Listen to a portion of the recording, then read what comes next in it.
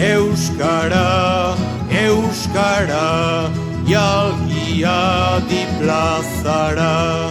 Euskara, Euskara, jalgia di plazara. Bertze jendek uste zuten, ezin izkriba zaite. Tenemos un turno abierto para más temas. Yo, como había comentado, me voy a centrar en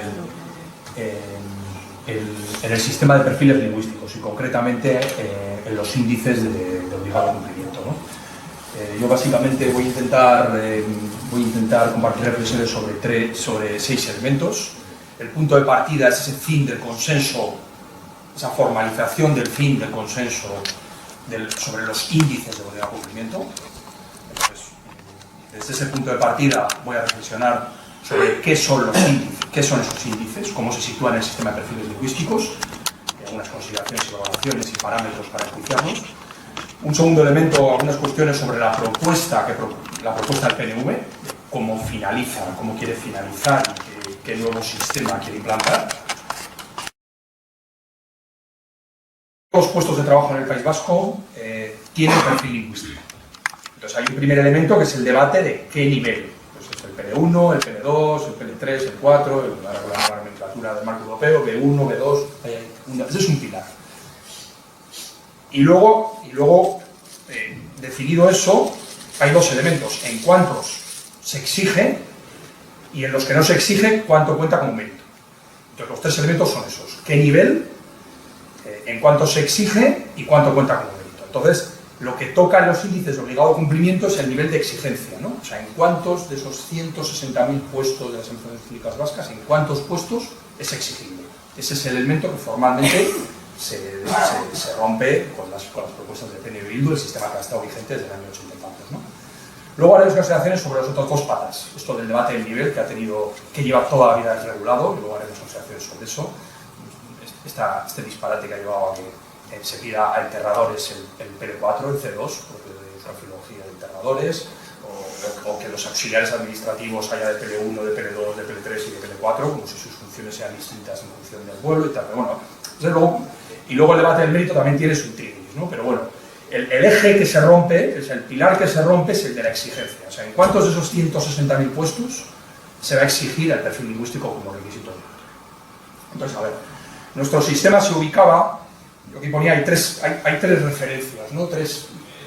Está el sistema de la Administración General del Estado, que decidió que ponía perfil lingüístico a cero puestos. Bueno, miento, 0 no, porque creo que debe tener algún traductor en nómina, la Administración General del Estado, entonces ese sí tendrá exigencia el traductor de la Administración General del Estado de Euskadi, pues ese tendrá que ser euskera. Pero decidió que el 0% y que luego la gente vaya allí y si tienes suerte, pues te encuentras con alguien que te atiende, o no, pues depende de lo que encuentres, ¿no? En el otro extremo está el sistema hacia el que vamos, que es la exigencia en el 100%. Ese es el sistema al que vamos, que ahora veremos las propuestas de PNV. Y en medio, pues está el decidir en qué porcentaje. Y nosotros el sistema vasco tomó los índices de obligado cumplimiento. Como antes mencionaba Alberto, va en función del censo, el Eustat, la gente declara muchas cosas, pero luego te declaran como en 7 grupos, pero luego te agrupan en 3 y te colocan en 3, o declaras, tú dices que sabes euskera, o tú dices que no sabes euskera, o dices que eres cuasi bilingüe, que en las definiciones son distintos grupos de gente que o entiende muy bien o entiende clinicólogo bastante mal, pero en todo caso no habla bien, no termina de hablar, ni comunicarse y escribir bien, ¿no? Entonces, sobre todo no habla bien. Entonces, bueno, puede entender muy bien o puede entender menos bien. Hay un 19% de la población vasca, ¿no? Entonces, lo que se hace es coger todos los que declaran saber euskera, más la mitad de los que declaran saber euskera, y en tu pueblo queda un porcentaje. El porcentaje general en Euskadi ahora mismo es el 53%. La suma de un 40 y pico que declaran saber euskera, más la mitad de ese 20 que declaran que son casi bilingües, pues queda un 53%. Ese sistema no es perfecto, luego voy a hacer alguna referencia sobre él, pero es un sistema que decidió ese camino de, bueno, hay puestos en los que sí y puestos en los que no. Se podrían decir otras fórmulas, pero bueno, se eligió ese, ¿no? Y este es el sistema que se va a romper. En principio, ¿con qué argumentos? Dicen, no, es que esto de los índices, esto es una invención de la ofensiva judicial, esto son los jueces, esto en realidad se han saltado ellos, esto no decía la norma. Entonces yo esto simplemente voy a remitir voy a citar a tres autores, dos del PNV y uno de Bildu, lo que decían antes de toda la polémica sobre el sistema de índices sobre conocimiento. Un tal Josu Iñaki Erkoreka, cuando era director del IBAB, hace poco vicelehendakari, decía en el año 97: la acomodación del sistema a cada realidad sociolingüística conforma una de las claves de bóveda sobre las que se apoya el sistema. El objetivo de este sistema no es más que las administraciones públicas, me parece que es una de mis frases favoritas de todo el sistema de perfiles lingüísticos, que las administraciones públicas vascas sean reflejo fiel de la comunidad humana a la que ha de servir. O sea, esto dice año 97, yo firmo esto donde quiera, que la administración sea reflejo, pues la administración de Barakaldo sea reflejo de Barakaldo, y la de Durango, y la de Euskadi, ¿no? Pues que la administración sea, me parece perfecto. Él era director del IBAB, es un artículo extensísimo donde se ve su dominio de la jurisprudencia del sistema de perfiles lingüísticos, y dice esto, ¿no? Otra referencia, miembro de la Academia Vasca del Derecho, exdiputado foral con el PNV, Ina Echevarría, secretario del Ayuntamiento de Gernika, Derecho, no sé si se ha jubilado o no, y hace un artículo donde repasa toda la jurisprudencia actual y termina diciendo: el porcentaje del sistema, en mi opinión, máximo, dice, en mi opinión, los índices, en mi opinión, máximo, dice un exdiputado del PNV, miembro de la Academia Vasca del Derecho. Y termino con uno de Bildu, Íñigo Urrutia, que es el ideólogo de la propuesta de Bildu, el que lo ha formalizado, un profesor de la UPV, decía en una monografía publicada por la Universidad de Valencia, justo publicada, escrita antes de empezar la polémica en el año 2021, todo esto empieza en el Ayuntamiento en el año 2021 los juicios, está escrita antes, sin ninguna duda, pero se la publican después, y dice que hace una lectura positiva del sistema de índices. Dice que hace una lectura muy positiva porque lo conecta con los datos sociolingüísticos, es un sistema de muy dinámico, porque cada 5 años el censo se va actualizando y va subiendo y subiendo. Y bueno, hace una apología del sistema frente a los críticos que dicen que aquí se pide todo el euskera, dice el sistema se adecua muy bien, y luego sí advierte, o sea, frente a los que dicen que lo han creado los jueces, ha sido una invención judicial, él dice, hombre, pero es que la aplicación rígida a estos índices puede ser problemática, y plantea unas críticas creo que razonables. Y dice, pero claro, este índice funciona como máximos, ya que ninguna posibilidad de flexibilización y de superación está prevista en la normativa, dice Íñigo Urrutia en el año 2021. Y dice suavemente, termina, se trata de un aspecto que quizás convendría repensar ante una eventual posibilidad de modificaciones normativas. O sea, él hace una apología del sistema esto y dice que luego suavemente, pues igual, yo creo que hace unas críticas razonables al sistema y propone que tal vez se podría cambiar. Bueno, pues es verdad que yo, a Ina Echevarría, bueno, esto es actual, yo soy colega, no lo he escuchado opinar sobre esto, pero yo Urrutia hoy en día es el que ha hecho la propuesta de Bildu y que está haciendo conferencias diciendo que es una barbaridad judicial y tal. Yo he tenido ocasión de llevarle su monografía un día, me encantaría, pero me han vetado varias veces en debates con él, me encantaría poder estar y enseñarle su monografía subrayada, que me parece muy potente además. Termino sobre estas consideraciones del sistema, ¿no? Sobre el sistema. Primero una clarificación, porque nos hemos encontrado en los debates con Euskera de Noche haciendo propuestas, reuniones y tal, con gente muy cualificada del país diciendo, joder, es que con esto de los índices defendéis la zonificación navarra, vosotros defendéis la zonificación navarra. Vamos a ver. El sistema vasco es la cooficialidad en todo el territorio, en todos los pueblos. O sea, aunque en un pueblo, en La Guardia, declare hablar euskera el 2% en La Guardia es lengua oficial y tiene los derechos de que la administración le trate en euskera. A diferencia de la zonificación navarra, que como habla muy poca gente en la Ribera Navarra, en Tudela, ha decidido que allí no es oficial. Allí solo hay un 1 o 2% de gente que habla euskera, pues decide que no es oficial. Luego la zona media son algunos derechos y la zona norte está asimilada a lo nuestro. Tiene un sistema de cooficialidad, ¿no?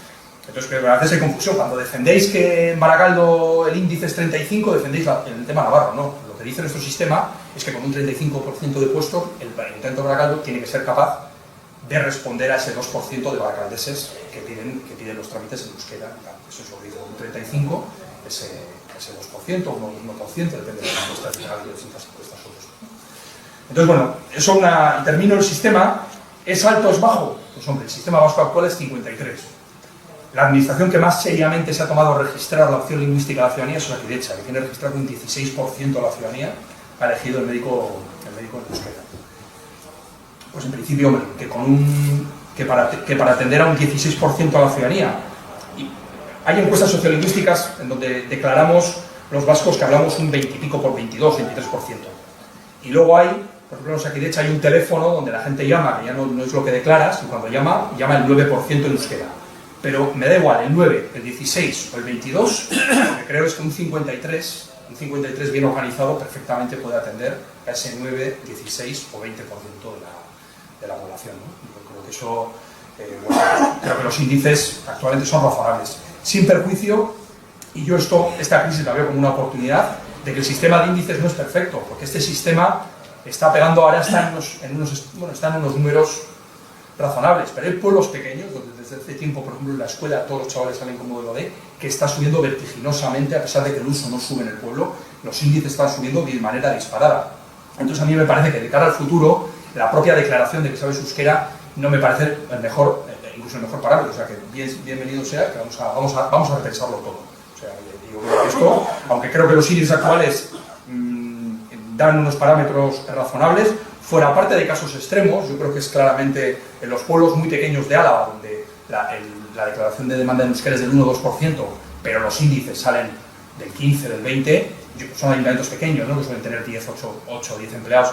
Yo creo que esos índices del 20% posiblemente no están capacitados para poder dar los servicios en régimen oficial. Igualmente creo que tampoco el sistema de índices en los arnasgunes, ¿no?, en sitios donde, en municipios muy pequeños, donde sabe euskera más del 80%, que igual les dan índices del 80 y pico, 90, ¿no? Y de pronto un ayuntamiento de 10 empleados le toca que uno no tiene que saber euskera, pues en esos ayuntamientos tal vez no tenga sentido, ¿no?, que de pronto alguien quede exento de saber euskera en un pueblo donde hay son puestos individuales, uno es el brigada, el otro es el barrendero, el otro es el trabajador social, el otro es secretario, cada uno tiene sus funciones, igual no tiene sentido, ¿no? Entonces yo creo que en esos casos, pero en los grandes municipios con matices, yo creo que ahí son proporciones que pueden dar, que están en condiciones de atender los usos lingüísticos equilibrados con el reflejo de dar opciones a la realidad social de su municipio. Bueno, este era el punto más largo. Pasamos a la propuesta que hace desreguladora del PNV. El PNV, frente a esta norma, ¿no?, que plantea un número donde en tal pueblo tantos puestos tienen que tener índice, lo que plantea es que cada administración, cada ayuntamiento decida. He intentado poner una imagen, ¿no? He puesto un poco aquí al rey Salomón, pues bueno, pues ahí estará, y él decidirá, sea el concejal, el técnico de euskera o quien sea pues él decidirá en el municipio qué es lo que considera que es lo adecuado. O sea, ya está, ¿no?, porque ya decidirá.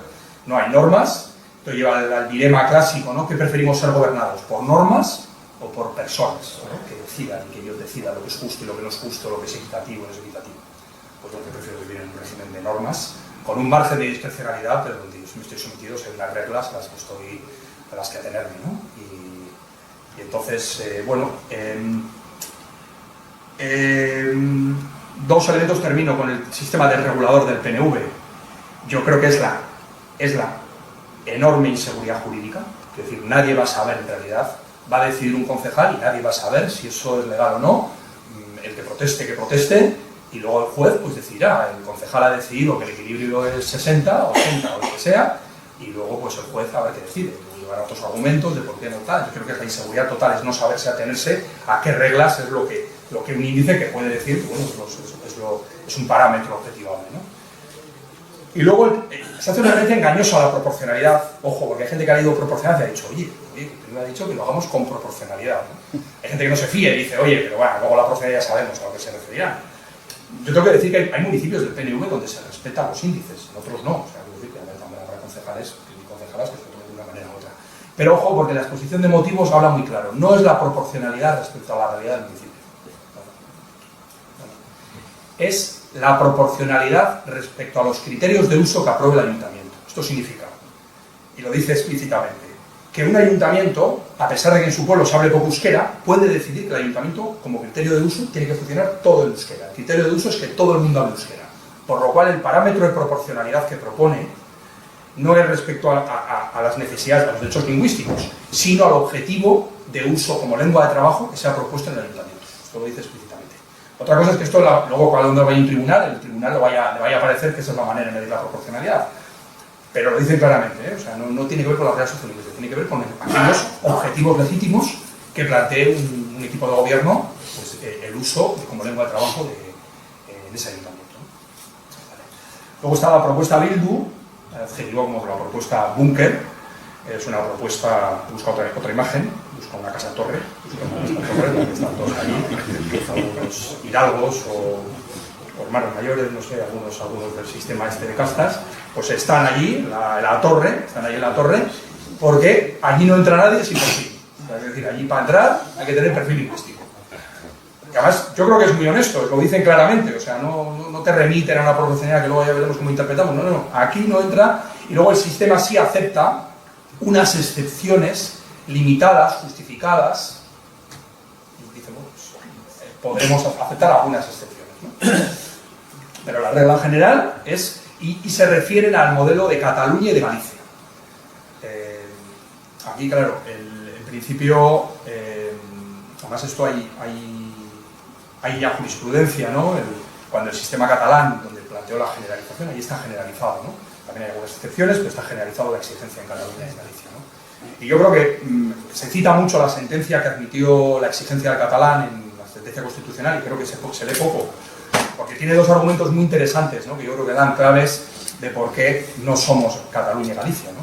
Dice el Parlamento de Cataluña, en esto alega, y creo que lo tengo aquí literalmente, dice el Parlamento, o sea, el letrado del Parlamento de Cataluña alega al Tribunal Constitucional, oye, que hay que desdramatizar que exigir catalán sea discriminatorio, porque el exigir un nivel catalán que es imprescindible, este nivel lo posee ya prácticamente toda persona conocedora del castellano, dada la proximidad entre ambas lenguas. Eso dice el letrado del Parlamento, la cercanía lingüística, dice, a ver, si para un castellano parlante el catalán pues lo pilla fácil, muy fácil, ¿no? Ese es el argumento. Y luego el pleno presidido por Tomás y Valiente, desde el Tribunal Constitucional, dijo, ha cogido este argumento y dada la extensión del uso del catalán en todo el territorio de Cataluña, se acepta la constitucionalidad de la exigencia general.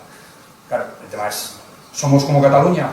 Esta proximidad entre las lenguas, esta extensión del conocimiento y el uso está extendida igualmente. Son unas preguntas que se contestan solas, ¿no? En principio, ¿por qué ese modelo tiene sentido? Como decía Alberto, todos los sistemas están muy acoplados a la realidad sociolingüística, y porque eso se adecua a la realidad sociolingüística de Galicia, Cataluña y la Valencia. Vale, y voy a terminar con tres referencias.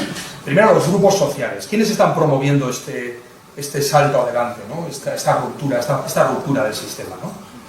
Yo, después de unos años debatiendo y participando en distintas reuniones y tal, yo creo que los sujetos que están activamente promoviendo este fin del consenso de los índices de obligado cumplimiento, ¿no? Para saltar de manera explícita o de manera encubierta, la propuesta del PNV, a una extensión general de los perfiles, yo creo que primero están los de siempre. Yo creo que hay un grupo que son los antipluralistas de siempre, conocidos en este país. Los sectores que en algún debate alguna vez creo que incluso te miran con cara de no sé de qué os quejáis, si lo de antes era mucho peor, o sea que como, bueno, si ahora en realidad solo es trabajo y tal, o sea, en realidad sí, o sea que sí, yo me he encontrado con actitudes de estas, como joder, tampoco es para tanto, ya pues oye, que curren en otra cosa o que se vayan, o sea que ya está, tampoco, que pueden vivir tranquilamente en un sitio. Entonces bueno, yo creo que son los de siempre, unas visiones ultramononacionalistas y muy antipluralistas. Luego hay, voy a pasar al tercer grupo, me voy a quedar con los que yo creo que hay en la buena gente que yo he encontrado. Tal. Luego el otro grupo, yo he puesto aquí los gauchos.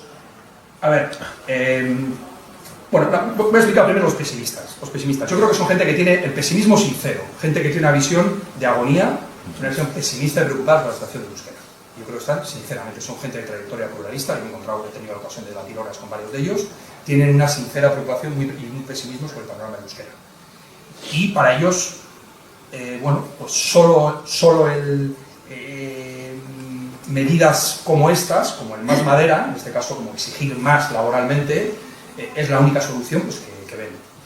Claro, es verdad que hemos intentado debatirles, claro, que una lengua minoritaria no se impone por leyes y por el poder, quiero decir, una lengua minoritaria necesita el apoyo de la gente, la opción de la gente por esa lengua, ¿no? Entonces simplemente si es una lengua de poder, de exclusión, de su acceso laboral, se puede generar pues, un mundo paralelo de desapego, donde la gente, después de los jefes y después de los comisarios lingüísticos, pues ya vive de otra manera, ¿no? Entonces necesita jugar con esa visión. Tengo que decir que he pasado varias horas debatiendo con algunos de ellos, no he conseguido Yo creo que están bastante influenciados por la correlación de fuerzas. Ellos ven que sí, que esto de la ADS es muy bonita, pero que hay una correlación de fuerzas para este salto adelante y lo van a hacer. De hecho, uno me dijo, esto va adelante, con o sin vosotros, mejor que os suméis, pero esto va adelante. Bueno, pues, pues nada, pues ya veremos, ya debatiremos el derecho a ser minoría y a discrepar, ¿no? Bueno, digo que son gente sincera, yo creo que sí me interesa y hay que diferenciar entre los talibanes de siempre y esta gente, ¿no? Yo creo que hay que tender y hay que ser empático y luego cuando se baja propuestas concretas, muchos intentos de propuestas alternativas, ¿no? Y bueno, luego hay un tercer grupo, frente a los que se lo creen de verdad y frente sean fanáticos o sean pesimistas, que para mí son, pues bueno, pues aquí no sé, puesto los... Bueno, son la peña que en realidad, a ver, ellos viven en castellano, ellos, me gusta utilizar el símil, ellos leen el Deia todos los días tranquilamente y el Gara en castellano tranquilamente. Y lo de pedir que el compañero tenga que saber euskera y que incluso haya que echar a la limpiadora no sepa euskera, es un tema, pues lo de más viejo que la humanidad, pues para que tener el curro yo para mí y los míos, y ya está. O sea, yo, quiero decir, he puesto aquí gauchos, pues bueno, por la idea un poco de esta estratificación social, ¿no? No me voy a meter en jardines de los hidalgos y la hidalguía universal y los hermanos mayores y tal, esas estratificaciones, pero bueno, son gente que yo creo que busca pues un privilegio como en todas las sociedades del mundo. Tú buscas, pues oye, si el mejor trabajo me lo quedo yo, pues mejor que es lo que de otro, ¿no? Entonces, a ver, no tienen visión agónica ningún tipo, viven en castellano, se fuman un puro, insisto, todos los días viendo el Gara y el Deia, o sea, no tienen ninguna visión agónica, y lo de echar a la de la limpieza, pues bueno, pues es porque como el sistema tiene que proteger el puesto al que ya aspiran, que suele ser el de la limpieza de ellos, los que más nos aspira a otros, ellos trabajan precisamente en castellano, viven en castellano, pero claro, es una gran ventaja en el mundo laboral esto. Entonces, bueno, yo creo que hay un grupo que merece, tengo amigos de estos, merecen todo mi desprecio político, todo este tipo de esto, porque respeto más a los fanáticos que a los... Son más peligrosos los fanáticos, pero es que estos bueno, me parece un tipo de... Bueno, pues una forma tan mezquina y tan egoísta de instrumentalizar una lengua que me parece bastante lamentable, ¿no? Entonces, voy a hacer un par de referencias más a esto de los grupos activos. Yo creo que aquí la gran ofensiva que ha existido en este país es una ofensiva contra la ley del euskera. Es la gran ofensiva. Si te vas a jornadas, tengo varias citas. Dicen, es que la ley del euskera, claro, se fundamentó en la libertad. Ya es tiempo de revisar eso, porque en Euskal Herria tiene que ser obligatorio para vivir saber euskera. Otro decía, pues, la ley del 82 es una ley analógica y eso ya no vale. Entonces, bueno, referencias, yo creo que es la gran ofensiva en marcha, es la ofensiva contra los principios que fundamentaron la ley del euskera. Yo creo que es la gran ofensiva, explícitamente están vídeos ahí, con grandes organismos subvencionados con dinero público que se dedican a hacer jornadas para atacar el régimen actual lingüístico. Vale, y quiero terminar una referencia. Yo creo que luego, claro, estos sujetos activos encuentran también colaboradores, que no están en estos tres grupos, pero yo creo que hay una gran pereza en el país y la gente dice, joder, pues el sistema que tenemos es de perfiles lingüísticos, pues tira perfiles, pon perfiles, más arriba, más puestos y tal. Yo creo que hay, pues vuelvo con la expresión esta de Maslow, ¿no? Si tu única herramienta pues, es el perfil lingüístico, pues tiendes a dar todo problema, pues lo que falta son más perfiles. Y yo creo que hay una tendencia en muchos sitios y en muchas ideologías contrapuestas. Me he encontrado con partidos políticos variopintos que en principio ideológicamente no están en eso y te encuentras, no, pero oye, es lo más práctico, ¿no? Le pones un perfil a todo y así no hay que organizar turnos, no hay que organizar parejas municipales que vayan juntos y tal, ¿no? Entonces, bueno, yo creo que hay una tendencia a esto de que los perfiles como una herramienta, pues bueno, pues, perezosa, de todo se arregla con más perfiles, ¿no? Que aparte de las consecuencias negativas en aquellos que lo sufren, ya voy a terminar con los sujetos pasivos, pacientes de todo esto, yo creo que genera una vinculación, una estructuración de la política lingüística en torno a la exclusión y la exigencia. Creo que es profundamente negativo para una lengua minoritaria que necesita el apoyo activo de los hablantes ante unas lenguas y comunidades lingüísticas tan potentes como las que había rodeado aquellos últimos en euskera. Y bueno, breve referencia, porque andamos mal de tiempo, los sujetos pacientes es, por supuesto, toda la gente que no sabe euskera. Aquella gente que sabiendo euskera está deliberadamente excluida del sistema de perfiles lingüísticos, esto hemos tenido ocasión, pues dentro de estas propuestas está el tema de reconocer oficialmente a la gente de la RIPRES, ese 20% de la población que entiende distintos niveles de euskera, los niveles A1 y A2 llenos de inmigrantes, donde la gente se pasa oficialmente 2 años en esos niveles hasta poder llegar al B1, oficialmente, la gente se pasa muchos más años, pero oficialmente 2 años, sin ningún tipo de reconocimiento y con barbaridades que hoy lo dejo para las cervezas, que oídos despreciativas hacia esos niveles, ¿no? Y yo creo que, bueno, del 40% de la sociedad vasca que no sabe euskera, está ese 20 y pico % que sabe estar en estos niveles, que no tiene ningún tipo de reconocimiento del sistema de perfiles, ¿no? Entonces, pero bueno, me parecen agentes interesantes, ¿no? Ya digo, un 20% de población que tiene distintos niveles en euskera sin ningún tipo de reconocimiento, sin ningún tipo, sí, para hacer el euskera al día. Pero cuando lo planteas para que esto den medio punto en una posición, os aseguro que se levanta el muro, porque lo hemos visto. El muro se pone y dice aquí no entra nadie con esos niveles que vale para las fiestas, pero no valen para que te reconozcamos en un puesto como méritos, ¿no? Y bueno, menciona aparte lo del C2. Me dijo una vez una experta, una persona con responsabilidad de la política lingüística vasca, que una vez fue a un congreso europeo, somos la comunidad lingüística con más acreditados de C2 de toda Europa.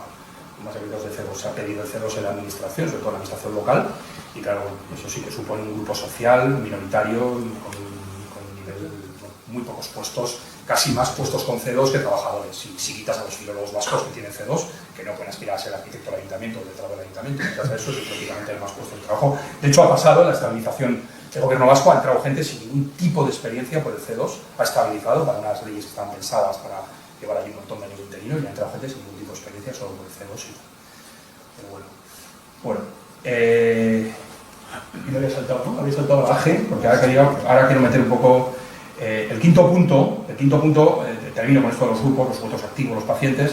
¿Cuándo se rompió, no? Yo creo que esto se rompió hace tiempo ya, se ha formalizado la ruptura. Entonces quería destacar que el primero, en mi opinión, que la rompió fue la Administración General del Estado, que lleva 43 años saltándose la disposición específica que le dice que tiene que atender de manera bilingüe en la comunidad autónoma vasca. Entonces, la política es de una dejadez total.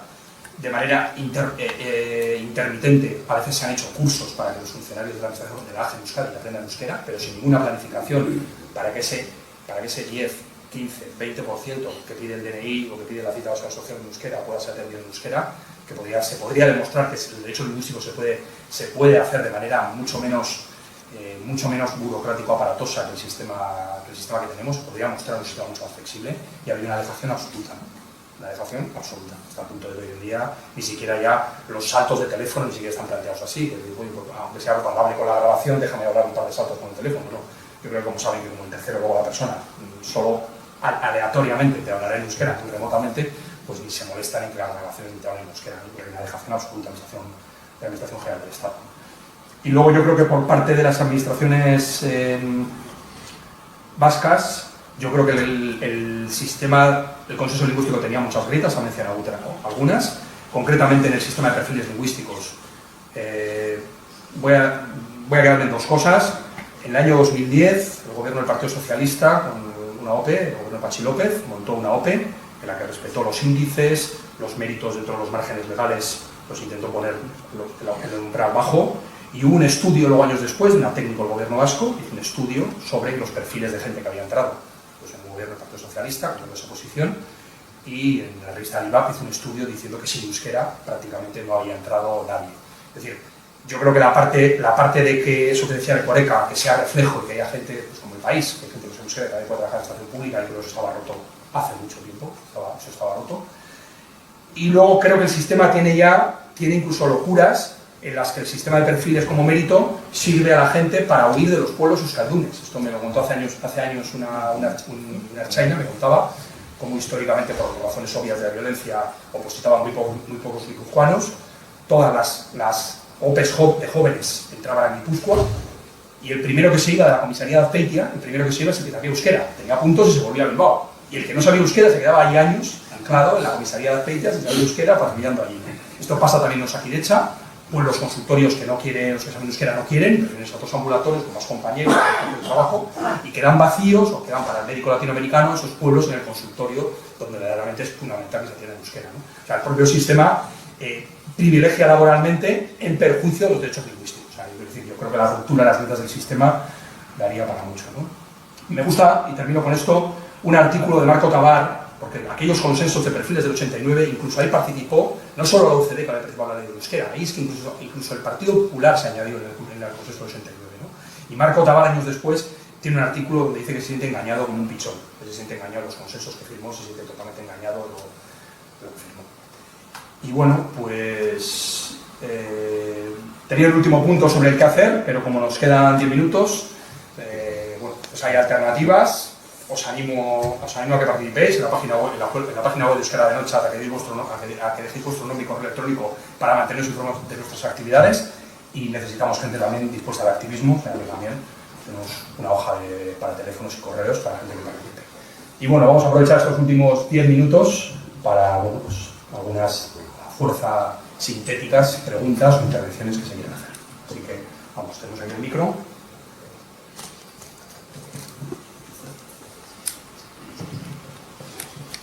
A mí me gustaría, primero, daros las gracias por organizar este tipo de actividades, y luego me gustaría plantearos una pregunta.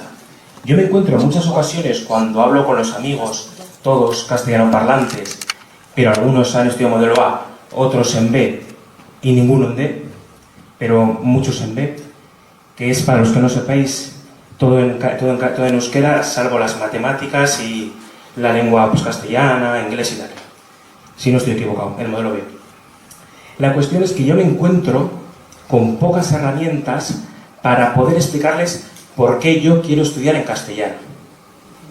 Porque ellos parten del axioma, de la tesis, de que como estamos aquí y la lengua propia del pueblo vasco, según el estatuto, es el euskera, todos tenemos que aprender euskera.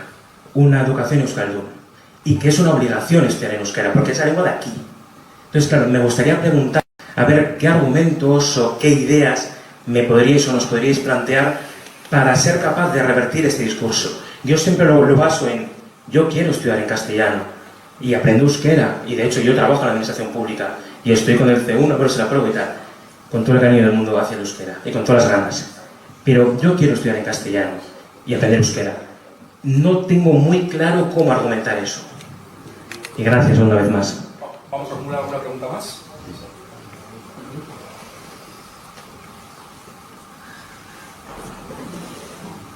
Mucho porque no lo decís para... Puede contestar, Bueno, yo creo que es una cuestión... Perdón, sí, muy brevemente, bueno, muchas gracias.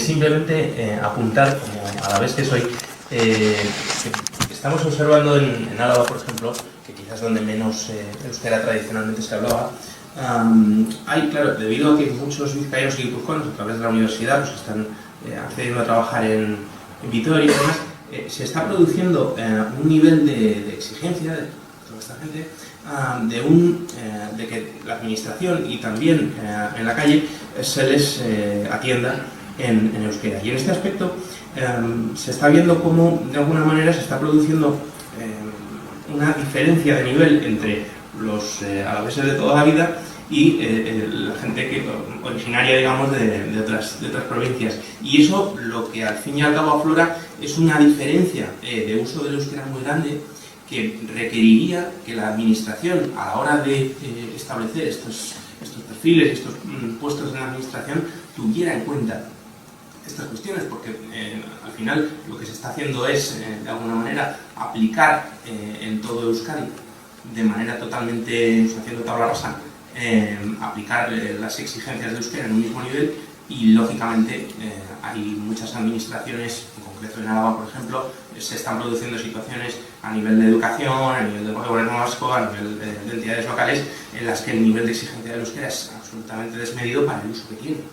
Entonces, no sé cómo se podría, de alguna manera, adaptar esas exigencias a cada lugar o a cada tipo de uso. Gracias.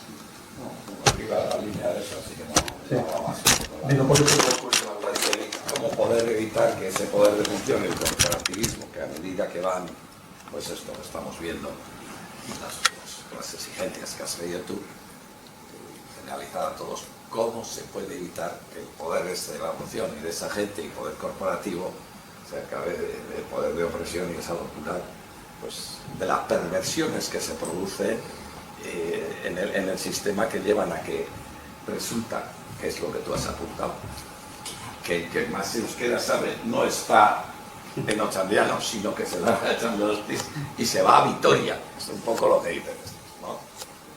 no está en Villarreal, y se va a Vitoria. No sé, habría que... a mí solo se me ocurre, aparte del entendido, es precisamente exponer estos casos una y reiteradamente y hablar de ello, decir que está perdiendo esto es, y tratar de hacer entrar en razón a todos estos, poniendo la necesidad de la lingüística, y que lo que le decía era el dicho cristiano de siempre, ¿no? No está hecho el hombre para el sábado, por Dios, sino el sábado para el hombre que descansa, y hay que adaptar. Y ese juego de la prudencia mínima y el sentido común que nos lleva a todo eso. A ver, Era un poco eso. yo estas dos y luego tú la educativa. Bueno, Álava es de los sitios donde se respetan las exigencias. Le toca un 30 y pico % de exigencia y la respeta. Y el 10% de gente que habla en euskera en Vitoria, el 8 o 9% según las estadísticas, pero me da igual, sea el 5, el 12 o el 10, tiene derecho legal a que los servicios públicos le atiendan de manera bilingüe. Allí se respeta la proporción de un 30 y pico % de la administración. Otra cosa es el efecto que tiene luego en el resto de puestos en los méritos. Pero allí se están respetando los índices en cuanto a proporciones de exigencia. Un 30 y pico %, para entender en principio a ese 10%, que incluso se podría considerar que un 30 y pico % para la administración depende de algunos servicios. Por ejemplo, claramente, un ejemplo claro donde tiene que ser superior, la Guardia Municipal. La Guardia Municipal tiene la exigencia, tiene que ser que en cada pareja vaya uno que sepa euskera, o sea que debería ser un 50%. En el servicio de urbanismo, pues de los 7 arquitectos, pues tal vez si hay un 10%, con uno, con dos, que sepan con dos, sería suficiente. Pero bueno, allí se está respetando. Ya te digo, otro es el efecto menos visible que tiene los méritos, que eso es otra, yo creo que ahora a veces ese es el motivo por el cual, pues, si no entra la gente sin euskera, le cuesta mucho más, ¿no?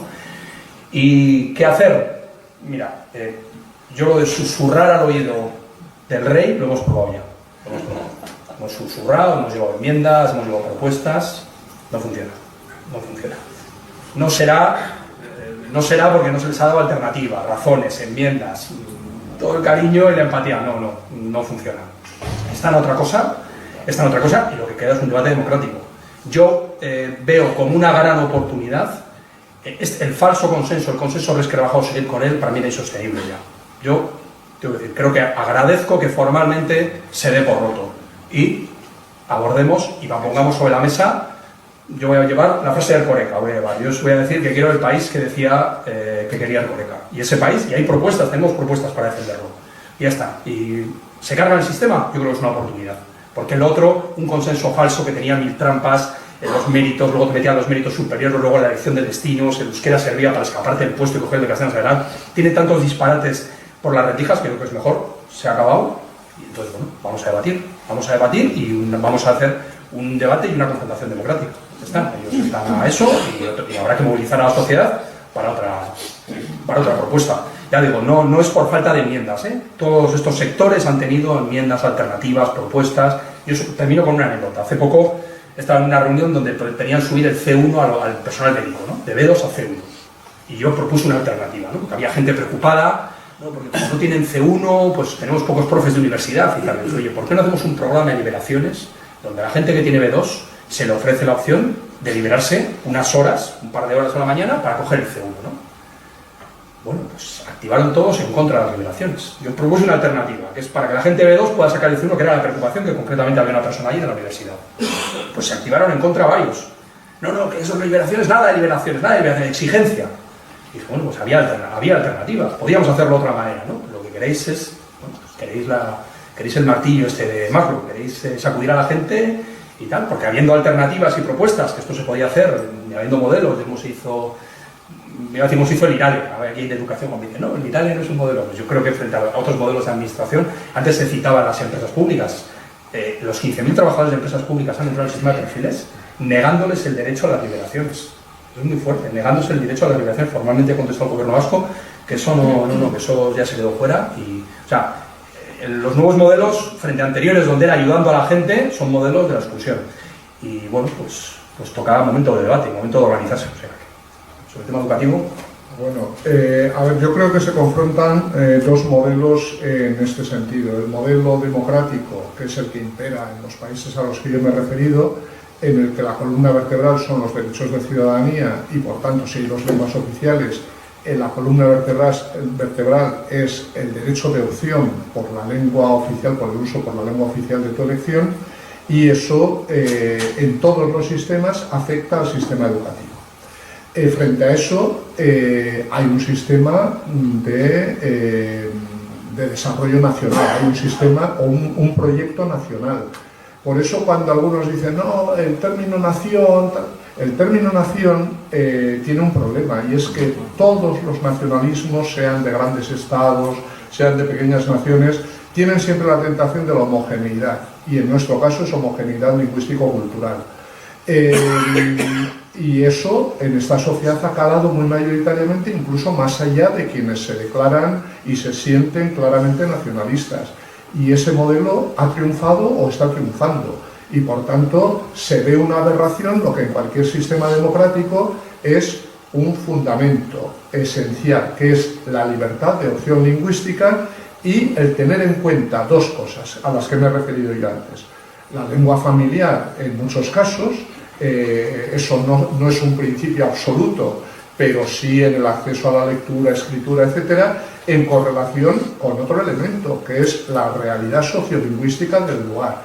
Y quiero recordar, para terminar, que la Carta Europea de Lenguas Regionales o Minoritarias, que es un ejemplo paradigmático, precisamente se asienta en eso. Cuando explica en el artículo primero qué significa cuando se refiere a territorios en los que una lengua regional o minoritaria es usada, dice, significa el área geográfica en la que la referida lengua es el modo de expresión de un número de personas que justifiquen la adopción de medidas de protección y promoción, de medidas de promoción y protección de las establecidas en la Carta. Es decir, el elemento esencial se puede exigir cuando hay una realidad lingüística que lo justifica, pero la cuestión es que si prima un proyecto nacional, todo eso se desbarata y lo que es lógico en cualquier sistema democrático parece una aberración. Estamos fuera de tiempo, muy sintéticamente, venga.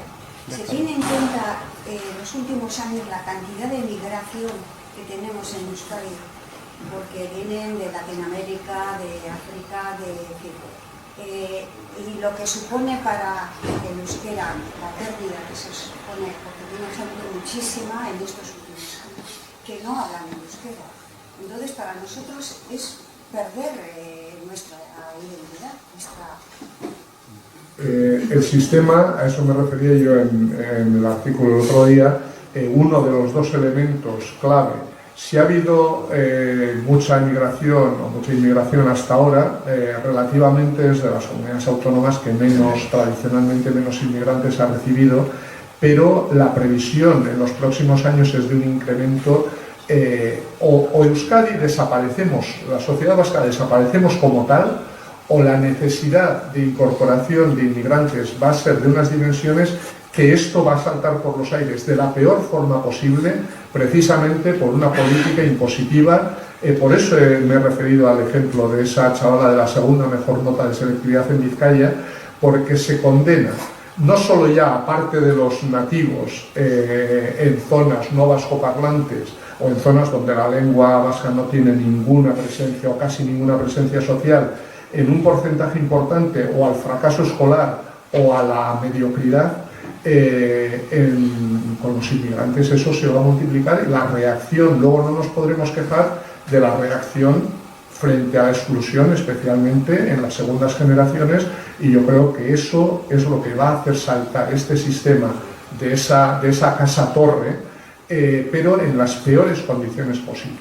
Cuando podría haber un sistema de incorporación progresiva del euskera, para que cuando menos se adquiera un nivel suficiente, pero asentando previamente, sólidamente, un alto nivel de lectura y escritura que tiene que ser necesariamente, a mi juicio, salvo pequeños sectores, o salvo algunos sectores, en o la lengua familiar o la lengua del entorno social. Un inmigrante Bueno, yo suelo contar un ejemplo. Yo he tenido estudiantes en el grupo de euskera, una rumana de Azpeitia, o de Ordizia, etcétera, que hablaban perfectamente de euskera del lugar, porque no necesariamente la lengua familiar es totalmente condicionante, pero la suma de una lengua familiar y una lengua social extraña a la lengua del sistema educativo hace que una parte muy mayoritaria de esa gente acabe en exclusión. Hasta aquí. Desde Euskera de Nonchat intentaremos seguir participando en este debate que es de política lingüística, que está en pleno apogeo. Intentaremos no quedar atrapados en el choque de ultranacionalismos, intentaremos una visión pluralista, una visión a favor del euskera desde un punto de vista democrático y pluralista, y en eso nos empeñaremos. Insisto, necesitamos gente, manteneros informados en nuestra web, dar nombres y apellidos para poder participar, y hurrengo arte, eskerrik asko, venga.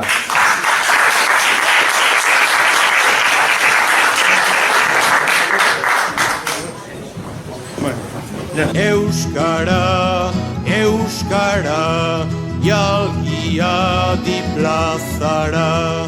Euskara, euskara, jalgia